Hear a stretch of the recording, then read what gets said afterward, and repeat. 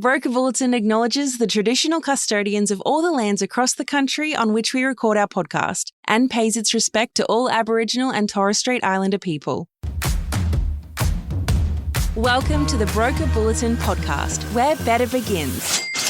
Join us as we chat with brokers about what's working for them, what drives them, and the real challenges and wins that matter most right now. Andy, welcome to a brand new episode of Broker Bulletin. Last night, we all came together to celebrate the LMG Awards. How are we feeling after a big night? A bit rusty this morning, but feeling okay. But it was a great night. Whenever you have big events, it's always interesting how the first day is jam-packed and then early the next morning it gets a little bit leaner with people coming. You see half the people coming into the conference, but after a while they come back here.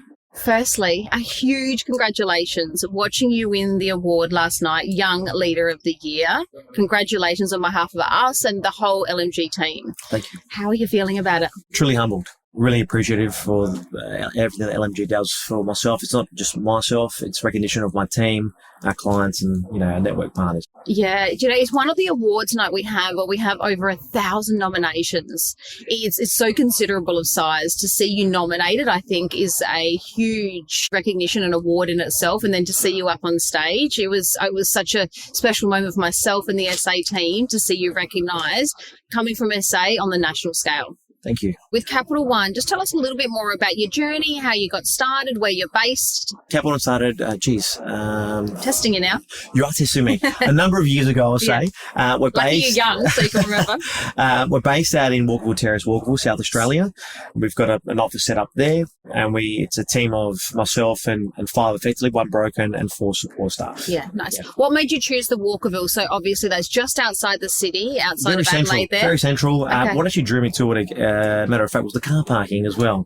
I also found that everyone loves car parking, not that at 1 hour car parking. So it drew me there, but also it's very central to a lot of where our clients are situated and the fact that it's close to the CBD. Nice. Okay. And how did you know what size office? Because quite often when you get started and you go out and you have your first office, you're looking for something smaller, but your team's expanding. So have you moved or have you always been in the same spot? Still there. In actual fact, we purchased the office there, but we've now expanded to the office next door as well. So we are in a growth phase, which is good. So we wanted to allow for expansion and we'll see where that goes. Okay, nice. And do you have a lot of your customers now come to the office or are you doing a lot more online? Good question. Yeah, I think we're starting to find post-COVID now that a lot of clients are opting for Teams meetings, but we still love the face-to-face. So we are still getting a lot of clients that choose to come in. It's also, we actually got a really good coffee machine, good beans. Oh, winning. So I could picture your mum also making some food and having it in the office for your clients nice Greek sweets, nice golden pudding goes a long way. Yeah. All of a sudden I start coming to the office. Yes, I've noticed you dropped off a little bit now. The sweets aren't happening anymore. Yeah. Nice. Okay. And then you mentioned about diversification. Yes. So it's obviously a hot topic in the industry. Yes. You're into the residential, asset and commercial. Was that an intentional strategy? Absolutely, yeah. So the key is we're a full financial broking house. We want to make sure that we cover all facets of finance. So commercial, residential, SMSF, private funding, asset lending, equipment lending. So we want to make sure that effectively we're a one-stop shop. We want to be able to give that full service to the client, and it's all part of every team member effectively has a pipe that we work through, that some are more experienced commercial than others and some more resi than others. So we wanted to make sure that the whole team was, very well versed in all facets of finance to make sure that we're able to give that full advice piece on a number of different fronts. But what we're starting to find is now a lot of our self-employed clients, they're looking to buy commercial warehousing. They're looking to pivot and buy other businesses as well. Yeah. So you want to make sure you have the springboard. Yes, they've got their own occupied residence, but they're also wanting to do a lot more than that these days. Yeah. So we make sure that we're in that position to be able to assist them. Nice. Okay. So if you have a client comes to you that is a small business, does that sit with the same broker throughout, whether they're looking for residential finance, residential commercial, or will it move? Yeah. So from the brokering perspective, it will stay with myself or another individual. Okay. Then the credit team we obviously allocate those files accordingly depending on what they're qualified in. Okay. Yeah. So with your support team, they'll have different streams that they focus on, and then the broker can cover all three. Correct. Yeah. Correct. Okay. And what do your splits look like of business? Yeah, really good question. I would say that we are 60% resi, 40% commercial. Okay. Asset? Yeah, probably a small pool. We tend to do a lot of, if it's through normally the commercial leads that we set up, and mainly through they've already got an existing facility with the bank or an RM attached, so we look to gear with them accordingly. Nice. So we do a little bit of there, but our main primary focus is that resi commercial, and we do a fair bit of SMSF lending as well, which is important. And because we've got that sort of accounting background, what I find the core difference there is we're able to understand financials in depth and be able to provide that little bit more personalised service. Yeah. What's your thoughts on asset? We look at the numbers, we look at how much of penetration we have into the residential side. So in SA, we're looking at around the 80% mark. Asset, when I look at the numbers, the opportunity is so significant. What's the thoughts for your business? Good question. Something that I, it's been on the cards to be able to work through. So there's something that we are working through. But at this point, it's not the primary focus. But yes, it is definitely a growth area of lending. Yeah. It's exciting space. It is very much so. Yeah. Something that I also hear is accountants that decide to take the leap and go in to become a finance broker or into the finance space. How have you found that transition?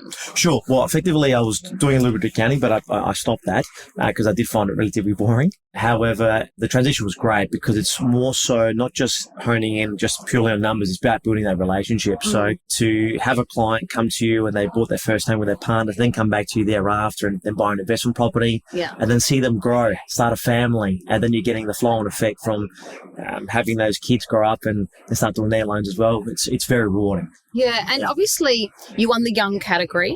So going out on business on your own, was that something you always wanted to do? Tell us a little bit more about that. Very good question. So my dad, he's a bit of an entrepreneur himself, so it was definitely a vision of mine to have a look at doing, and it just organically went in that direction. A bit daunting at first, but I'm glad I did it. Have a look back ever since. Yeah. And how much experience did you have as a broker before going out on your own? Good question. I think it was roughly 5 to 6 years. Okay. Yeah. So you slowed down, took the time to really understand the industry and understand the role as a broker. 100%. It's all about lender policy, serviceability, being able to work through financials, be confident in yourself to be able to give that right advice piece to clients, and then obviously go from there. And how did you find the transition? It's a big one within the industry, going from being a broker to then also running a business. Daunting. Yes. Daunting.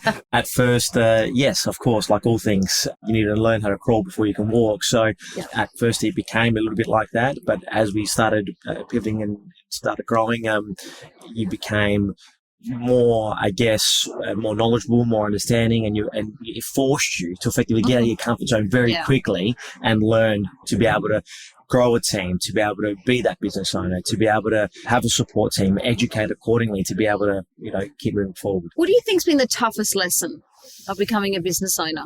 I think it's trying to manage time. I found as a business owner, managing time and also making sure you're putting your time in the right areas of the business. I'm still battling with that day to day, but it's about finding that balance as well. Do you have anything structure-wise to help you balance the time? Setting clear boundaries. I found that in my early years, I wasn't really setting clear boundaries. There was no set time. It was 6 a.m. to 8 at night. Now I'll be working till this time and then go home or do something that I enjoy doing, whether it be playing soccer, going to the gym, spending time with my partner, just so that way you really need that time to recharge or refuel to go back at it again and do it all again. Yeah. And that's something that I struggled with in the past. And now I'm trying to find that balance. You're getting closer. Closer anyway. Yeah. Okay. Yeah. And then on the other side, how do you find, so obviously you're young, being a young business owner, what are the advantages? I guess you're a little bit more, not to say that in your older years you're not as hungry, but I think you really want to make something of yourself. And you've got that ladder that you intend to grow and climb to be able to see what can be done and seeing that growth. So where we've come now from where we were, that's a nice stepping stone, but we want to keep excelling, keep growing. So it's knowing that all being well, we've got many more years in the industry, and I'm really excited to see what we're able to build. Tell us about, we've obviously just come out of a session with a social media strategist. Tell us a bit about your business model and your customer acquisition strategy. We don't really specialize in social media per se. We're very much off referrals through clients, network partners, and that's how we've been able to obviously build the business. It's very important to have good key network partners and just organic growth from the book. So we're seeing mums, dads referring brothers, sisters, cousins. And that's the beautiful thing about it. If you do the right thing by someone, you're going to get a referral. You're going to get a referral from their family member or friend. And that's how we've been able to grow, and obviously working within your own circles as well. Yeah. So what what's your thoughts? You said you're not into the digital strategy at this stage. Are you looking to pivot into that in addition to your existing book? Yes, but it's not a core focus. I'm really much of that little bit more warmer handover from whether it be from an existing client or a network partner. Social media definitely is important, something we are looking to go into, but it's not our main focus at this point. Yeah. Okay. And what about your team structure? What does that look like? Yeah, so it's myself and 4 in the team. Myself as the head broker. We've also got another broker and then 4 support staff. Credit analysts, myself and another gentleman look to run the residential commercial piece. And then we've got a fantastic team that really, I'm just the face. They're the engine room. So all this recognition and our growth goes to the team. A question that I always get asked by new business owners starting out is they start it themselves as a sole broker. When do they make take the leap and do the first hire? When is that tipping point? When the anxiety is too much for you to handle. Okay. But it gets to a certain breaking point where you're not able to function right. You're not able to facilitate. You're not able to retain the information required to be able to service the client to their needs and their objectives. It gets to a tipping point where you can only handle so much. And then when I did bring on my first team member, it was a breath of fresh air. It allowed me to do what I do best and effectively get out there and speak to clients and educate them according about property and finance, and knowing that I've got the support to be able to make sure that service is definitely there for them. Absolutely. So if you were to do it again, would, instead of getting so stressed and I guess getting tired and worn down, would you make that decision a lot earlier? Absolutely. I would have taken the plunge a lot earlier. Yeah. And how would you know when that earlier moment is the right moment for everybody listening? Great question. I think it comes down to sort of how many deals you're looking or you're writing per se, and you just sort of annualize it over that period where you think you might be able to do. So when I started, when it was settling around 35, 40, I thought, okay, we've got to really, I can't do this anymore basically on my own. I need the team to be able to support, and then the business just grown tenfold thereafter. Nice. Okay. And let's fast forward. So we're 3-4 years down the track. What does your business look like, and how will you measure success? I guess I want to be able to bring young, vibrant brokers on board and make it a place to be. Make Capital One a brokerage where it's one that we can grow together. It's not just me, it's a team, and everyone to be able to grow and fulfill what they're looking for as a broker to achieve their goals. In terms of the next question was in relation to what does success look like? It looks like just being able to help as many people grow, whether it be their first home or an investment portfolio. It's not just a processing application for us. It's about that relationship. So we want to keep building on those relationships, and I'd love to see more people grow their property portfolios. Yeah. And someone looking, so you said you're looking for young, vibrant new brokers to join the business. What does that person look like? Can you tell us a little bit more about someone that you would consider as a broker to bring into your business? Sure. So do you want them to have experience? Can they be totally fresh? Like, everyone's going to be quite different with the type of brokers that they want to bring in. What does it look like for you? So if you get applications on your desk, who would you consider to go, yep, I want to speak to this person and this person? What do those people look like? Someone with a little bit of a property finance background, or someone that is looking to pivot into that space, whether they've had that experience or not is irrelevant. It's effectively their passion, desire to want to be in this industry, because it is hard work at the end of the day, but also you've got to want to love it and be it, and also look to help clients grow and live their dream with them as well, about home ownership. As young leader of the year, what advice would you give? So someone that's starting out, looking to go out into their own business, if you could give them 2 key pieces of advice, what would that be? Educate yourself, build knowledge. Knowledge is power. Read books, read podcasts, do as much as you can to be better well-versed, to be able to educate your clients. One thing that I made sure that I continue to do, I'm learning every day. I'm no expert at all by any means, but it's mainly to be able to understand the property market, the finance market, to be able to give that right advice to your clients to make sure that you're heading in the right direction, you're heading in the right direction with them. Earlier, you mentioned how you were in a business for, I think it was around 5 years. So do you recommend getting that experience before going out on your own? Look, I think it's an interesting one. Look, there's no right or wrong, really. I think you got to learn your trade. I think it's very important to learn your trade, and, things happen organically, right? So you may not want to head down the path of being a business owner and you'd love to be part of a brokerage whereby you're supported by a team and have that mentorship attached and look to grow within and then see where it all goes. So there's no right or wrong. I think for any young individual that's looking to, aspire to, I think it's more so within your comfort, but get out of your comfort zone at the same time. It's very important because taking that leap of faith is daunting, but it forces you to get out of that comfort zone. It forces you to be able to really switch on a little bit more and be able to look at things at a whole different perspective. Well, thank you so much for your time. I know that you've had a lot on. Everyone wants to speak to you to congratulate you. I think what you've achieved, I've been very fortunate to watch your journey over the last few years. You make such a positive impact. You have such an obsession with your clients and the end user. You're such a good person within our group. You're always willing to give advice, share.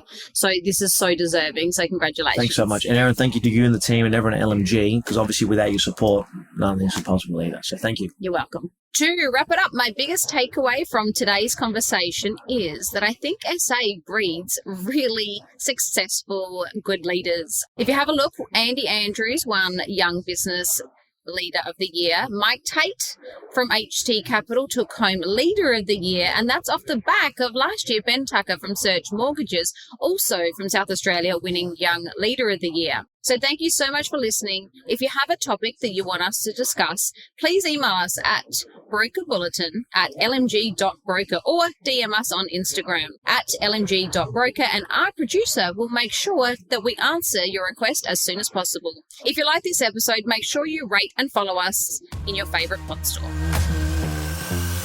Thanks for tuning in to Broker Bulletin. We would hate for you to miss an episode. Subscribe to Broker Bulletin in your favourite podcast app. Has this episode been helpful?